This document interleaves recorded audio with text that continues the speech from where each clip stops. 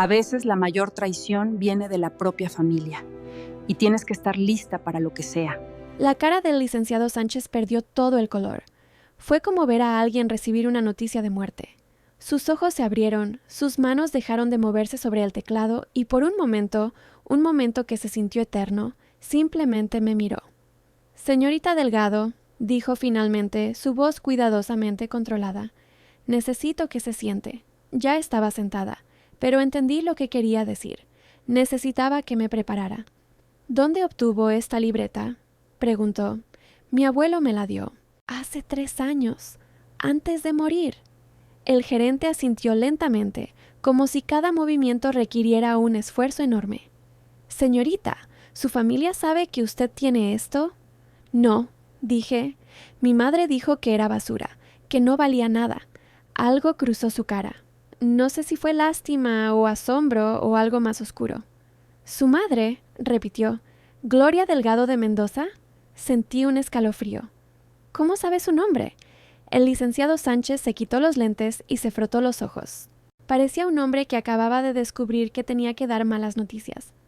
Porque su nombre aparece en nuestros archivos, dijo, varias veces, en conexión con esta cuenta.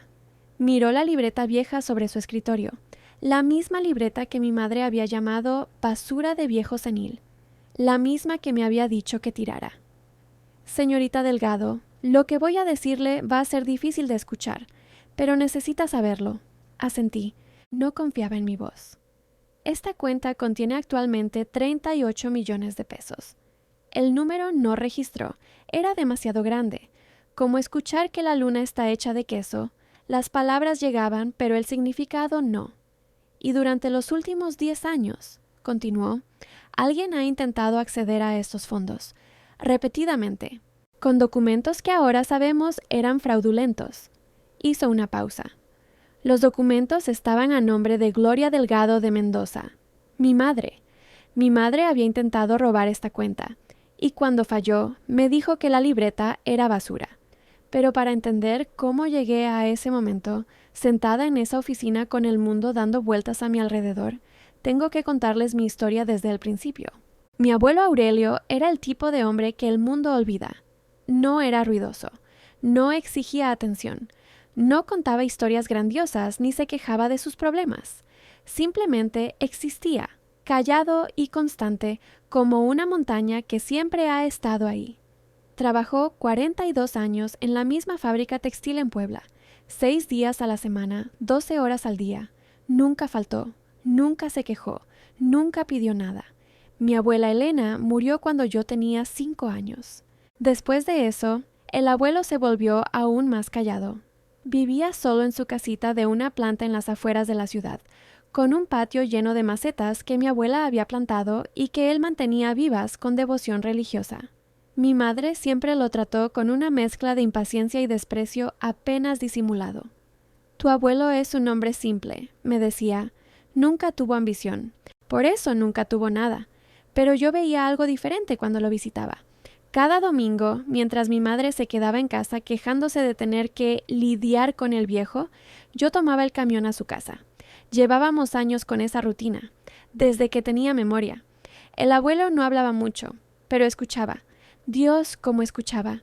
Me sentaba en su cocina con una taza de café de olla y le contaba sobre mi semana, sobre mis alumnos, sobre mis sueños. Y él asentía.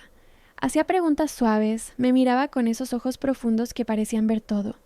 A veces me enseñaba cosas, cómo reparar un grifo que gotea, cómo podar las rosas sin dañarlas, cómo hacer el café exactamente como a mi abuela le gustaba. Pequeñas lecciones, momentos tranquilos, nada grandioso, pero para mí esos domingos eran todo. La relación entre mi madre y el abuelo siempre fue complicada. Ella era su única hija. Crecí escuchando que el abuelo había sido distante cuando ella era niña, que nunca estuvo presente, que trabajó toda su vida y no tiene nada que mostrar. Pero cuando yo observaba al abuelo, veía algo diferente. Veía a un hombre que había trabajado 12 horas diarias para mantener a su familia. Veía a alguien que había sacrificado su juventud, su salud, sus sueños, para que su hija tuviera una vida mejor. Mi madre nunca vio eso, o no quiso verlo. Cuando el abuelo se jubiló hace 15 años, mi madre empezó a ayudarlo con sus finanzas.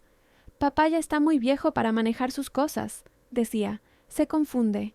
Necesita supervisión. Consiguió acceso a sus cuentas. Empezó a organizar sus papeles. Se ofreció a simplificar su vida. El abuelo no protestó. Nunca protestaba. Pero yo notaba cosas. Pequeños cambios. El abuelo que antes comprábamos los domingos en el mercado, de pronto no tenía dinero para ciertas cosas. Reparaciones que se postergaban. Medicinas que eran muy caras. Una vez le pregunté directamente: «Abuelo, ¿estás bien? ¿Necesitas algo?». Me miró por un largo momento.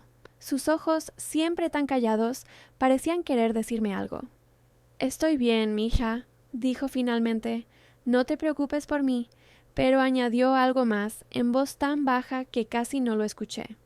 «Los que hablan mucho a veces no ven nada. Los que callan ven todo». No entendí entonces. Pensé que era solo una de sus frases crípticas de viejo. El abuelo enfermó hace 3 años, cáncer de páncreas.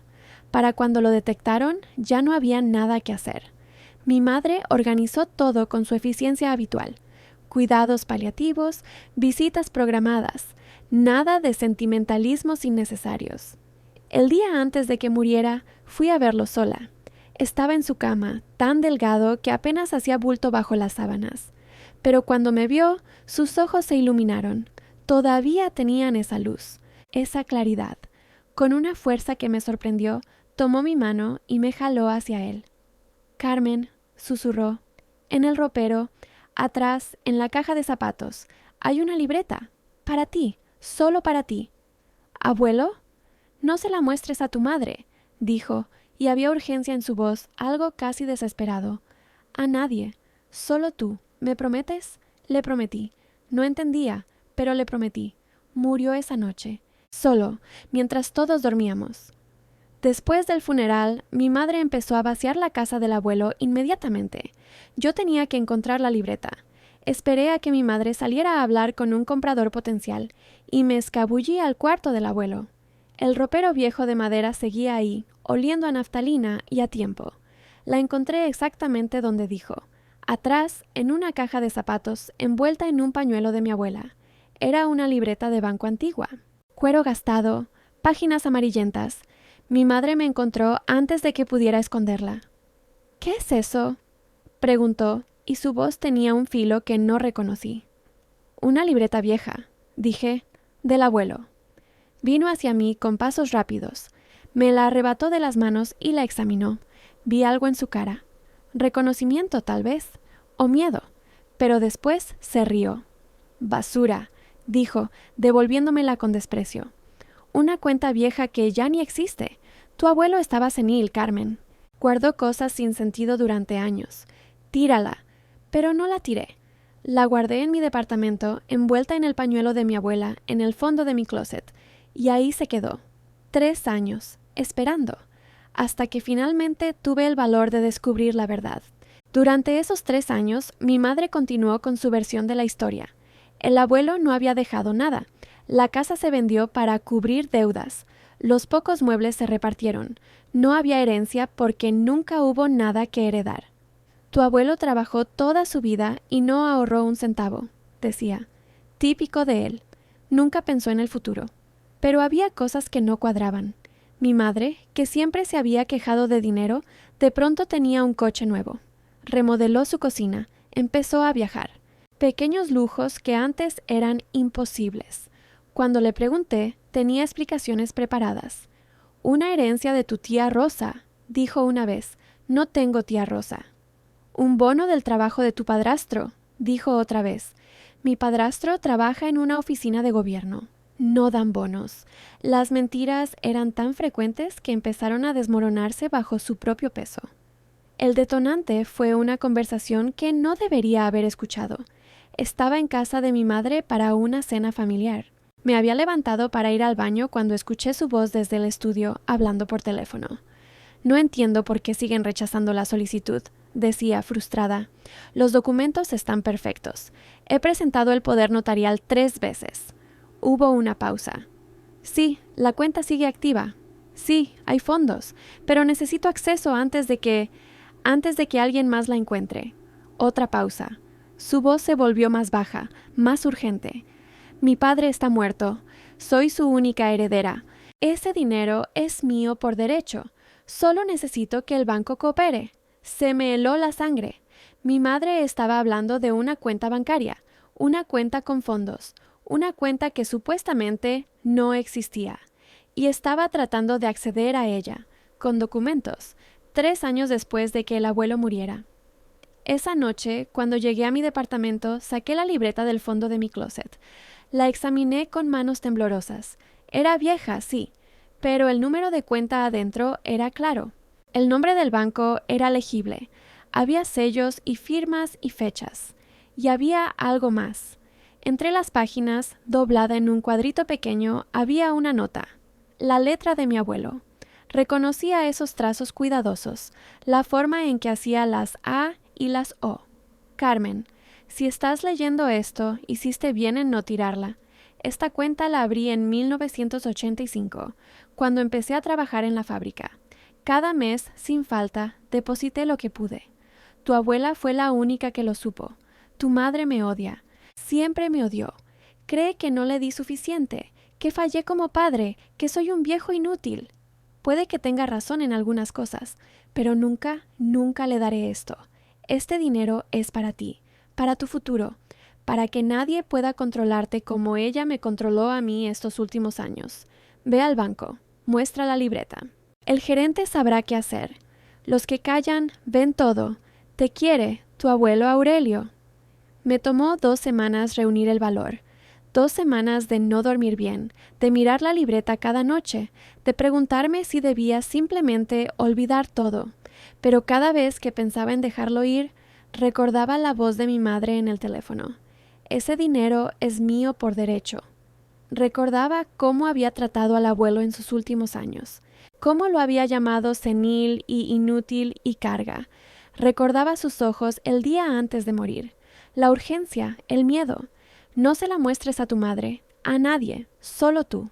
Él sabía que ella vendría por el dinero, sabía que intentaría robarlo, y me había confiado a mí para protegerlo. No podía fallarle. El banco estaba en el centro de Puebla, una sucursal antigua de Banorte, en un edificio de cantera rosa que había sobrevivido terremotos y revoluciones. Entré a las 9 de la mañana de un martes.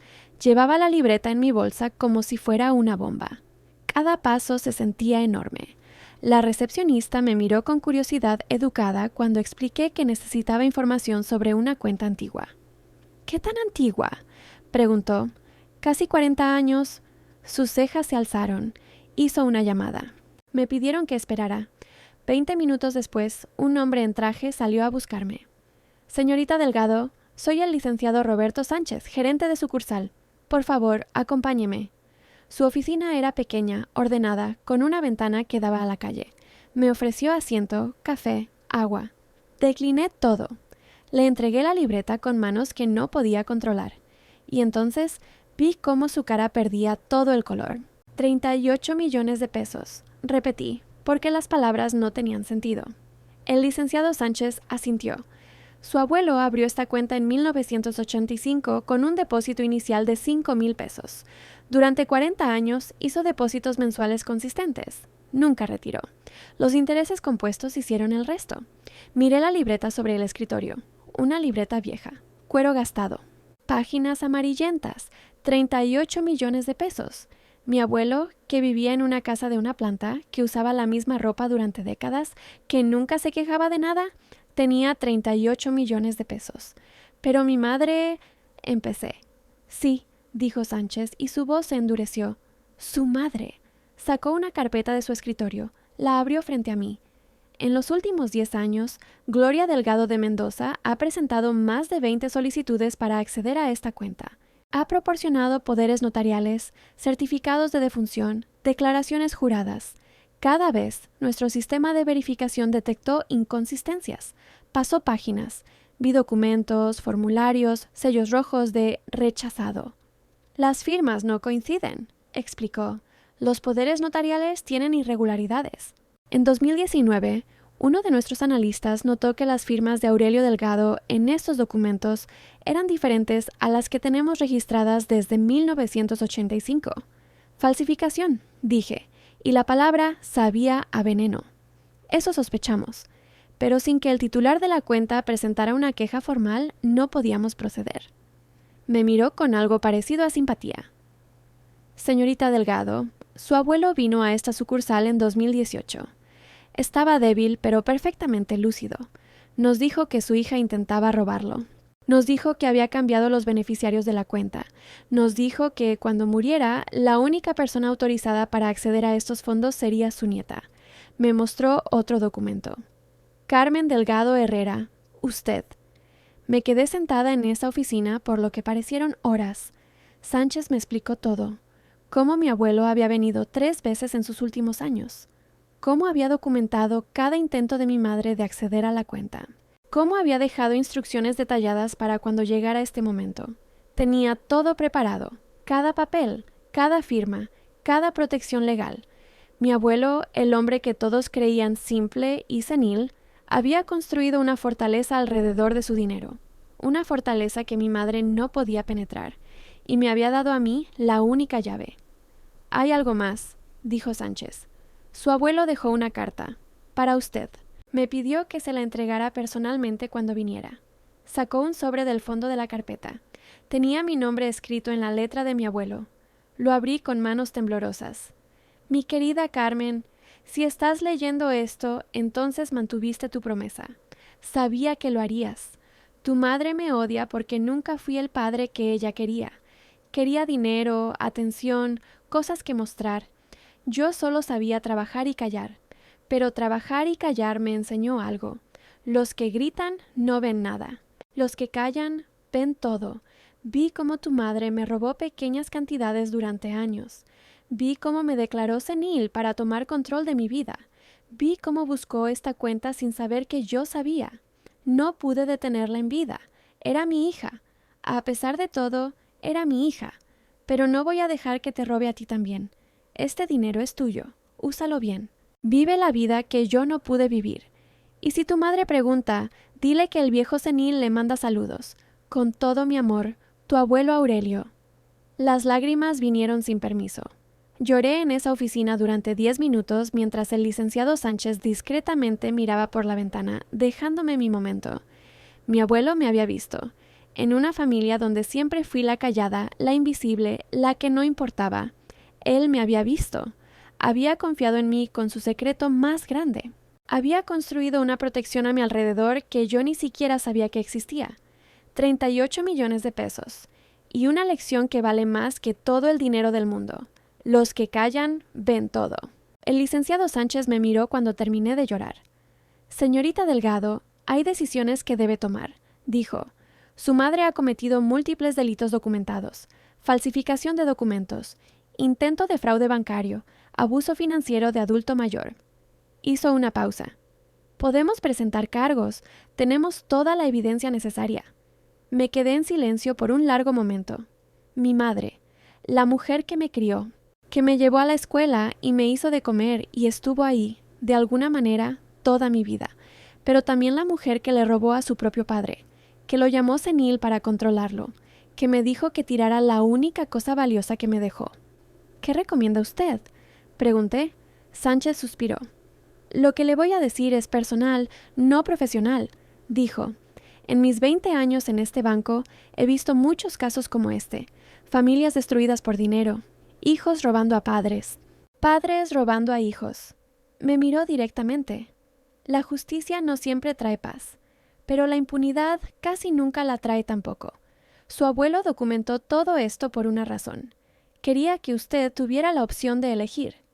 La decisión me tomó una semana de no dormir, de mirar el techo a las 3 de la mañana, de releer la carta de mi abuelo una y otra vez.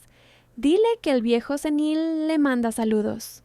Al final, no fue una decisión difícil. Mi madre había pasado años robándole a un anciano indefenso, su propio padre, el hombre que trabajó 42 años para darle una vida mejor. No iba a dejar que se saliera con la suya. Volví al banco y firmé los documentos necesarios para presentar una denuncia formal. La investigación fue rápida. Con toda la documentación que mi abuelo había preparado, la fiscalía tuvo un caso casi listo. Los peritos confirmaron que las firmas en los poderes notariales eran falsificaciones. Los registros bancarios mostraban un patrón claro de intentos de fraude. Y había más. Durante la investigación, descubrieron que mi madre había accedido a otras cuentas de mi abuelo años antes, cuentas más pequeñas, menos protegidas. Había vaciado aproximadamente 2 millones de pesos durante la década que cuidó sus finanzas. El coche nuevo, la remodelación, los viajes. Todo era dinero robado. La confrontación sucedió 3 semanas después de mi visita al banco. La policía llegó a casa de mi madre a las 7 de la mañana. Yo no estuve ahí, no quería estar. Pero mi tío, que vive en la casa de al lado, me contó todo después. Mi madre abrió la puerta en bata. Cuando vio las placas, su primera reacción fue de confusión, después de indignación. «Esto es un error», dijo. «Yo no he hecho nada malo». Cuando le leyeron los cargos, mi tío dice que su cara cambió. La máscara cayó. «¿Quién los llamó?», preguntó. «¿Quién me está haciendo esto?». El oficial no le respondió, pero ella lo supo. De alguna manera, lo supo. Mi tío dice que gritó mi nombre mientras la metían en el carro de policía. La audiencia fue 2 meses después. Me senté en la tercera fila del tribunal, sola, con la carta de mi abuelo en mi bolsa. Mi madre entró esposada. Se veía más vieja, más pequeña. Me buscó con la mirada y cuando me encontró, sus ojos se llenaron de algo que no supe identificar. ¿Odio? ¿Betray? ¿Miedo? La fiscal presentó la evidencia. Los documentos falsificados, los registros bancarios, la declaración de mi abuelo, las cartas que había dejado. El abogado de mi madre intentó argumentar que ella creía tener derecho al dinero, que su padre había sido mentalmente incompetente, que todo era un malentendido familiar, pero la evidencia era abrumadora. Mi abuelo, el hombre que todos creían senil, había documentado todo durante años, cada intento de fraude, cada mentira, cada traición. Los que callan ven todo. Y ahora, desde la tumba, estaba hablando. El juez dictó sentencia esa misma tarde. Gloria Delgado de Mendoza, 6 años de prisión. Restitución total de los fondos robados. Inhabilitación para manejar bienes ajenos de por vida. Cuando escuchó la sentencia, mi madre se desmoronó. Lloró, suplicó, gritó que era inocente, que su padre estaba loco, que yo la había traicionado. No la miré. Miré la carta en mi bolsa. La letra de mi abuelo, sus palabras finales. Dile que el viejo senil le manda saludos. Misión cumplida, abuelo. 2 semanas después de la sentencia, mi madre me llamó desde la cárcel. No quería contestar, pero algo, quizás la costumbre, quizás la curiosidad mórbida, me hizo aceptar la llamada. «Carmen», dijo, y su voz era irreconocible. Rota, vacía. «¿Por qué? ¿Por qué? ¿Qué? ¿Por qué me hiciste esto? Soy tu madre. Te di la vida. Te crié. ¿Y me metes a la cárcel por un viejo que ni siquiera te quería?» Sentí que algo se rompía adentro. No de tristeza, de decepción final. «El abuelo me quería», dije. «Me dejó todo lo que tenía. Me escribió cartas. Me protegió de ti sin que yo lo supiera». Hubo silencio del otro lado. «Ese dinero era mío», dijo finalmente. «Yo era su hija, su única hija. Me lo debía, por todos los años que no estuvo, por todo lo que me faltó». «No te debía nada, mamá. Trabajó 42 años para darte una vida, y tú le robaste». «No le robé», gritó. «Tomé lo que me correspondía». «Falsificaste su firma», dije, y mi voz era hielo. «Lo declaraste senil cuando estaba perfectamente lúcido. Intentaste robar una cuenta que él escondió precisamente porque sabía que lo harías». Silencio. «El abuelo te conocía, mamá, mejor de lo que tú crees. Sabía exactamente quién eras. Y me protegió de ti». «Carmen, no me llames más». Colgué. Fue la última vez que hablé con mi madre. Mi padrastro vino a verme una semana después. Se veía avergonzado, pequeño, como un hombre que finalmente entiende que estuvo del lado equivocado toda su vida. «No sabía», dijo. «Te juro que no sabía lo que Gloria estaba haciendo. No le creí, pero tampoco lo culpé. Mi madre era experta en manipular a la gente. ¿Qué vas a hacer ahora?, preguntó. Vivir mi vida, dije, la que mi abuelo quiso que viviera. Asintió lentamente. Tu abuelo era un buen hombre, dijo. Siempre lo supe. Solo que... Gloria nunca me dejó conocerlo de verdad. No respondí. No había nada que decir. Mis tíos, los hermanos de mi padrastro, también vinieron, uno por uno, como peregrinos buscando absolución. Siempre supimos que Gloria era difícil, dijo mi tía Estela, pero esto, nunca imaginamos que llegaría tan lejos. Les agradecí sus palabras, pero mantenía mi distancia. Había aprendido algo de mi abuelo, los que callan ven todo, y yo había visto suficiente de esta familia. Han pasado 2 años desde ese día en el banco. Renuncié a mi trabajo como maestra, no porque no amara enseñar, sino porque mi abuelo me había dado la libertad de elegir. Abrí una fundación educativa, becas para estudiantes de bajos recursos en Puebla. Cada año, 100 jóvenes reciben apoyo para terminar la preparatoria y entrar a la universidad. La llamé Fundación Aurelio Delgado. El nombre de mi abuelo en letras grandes, sobre la puerta de un edificio que él nunca vio pero que existe gracias a él. Compré su casa, la casita de una planta en las afueras de la ciudad. La reparé, la pinté, le devolví la vida. Las macetas de mi abuela siguen en el patio. Las cuido como él las cuidaba. A veces me siento en su cocina con una taza de café de olla y hablo con él. Sé que no puede escucharme, pero de alguna manera siento que sí. Mi madre sigue en prisión. Le quedan 4 años. Me escribe cartas a veces, largas, llenas de excusas y justificaciones y demandas de perdón. Dice que la traicioné, que arruiné su vida, que nunca podrá perdonarme. No respondo. Algunos lazos, una vez rotos, no se pueden reparar. Y algunos nunca fueron reales para empezar. Mi padrastro se divorció de ella el año pasado. Vende seguros ahora, vive en un departamento pequeño, parece casi aliviado. A veces me llama para preguntar cómo estoy. Le digo que bien. Es verdad.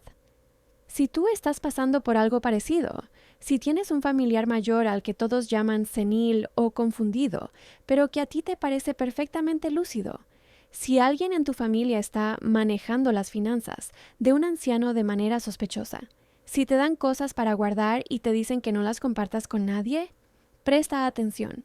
Los ancianos no siempre pueden defenderse. A veces están atrapados por las mismas personas que deberían protegerlos. A veces su única esperanza es que alguien como tú, vea lo que está pasando. Mi abuelo pasó sus últimos años preparando una defensa que nunca pudo usar en vida. Construyó una fortaleza de documentos y evidencia y protección legal. Y me confió a mí las llaves, porque sabía que yo vería lo que otros no querían ver. Porque sabía que los que callan ven todo. Gracias por escuchar mi historia.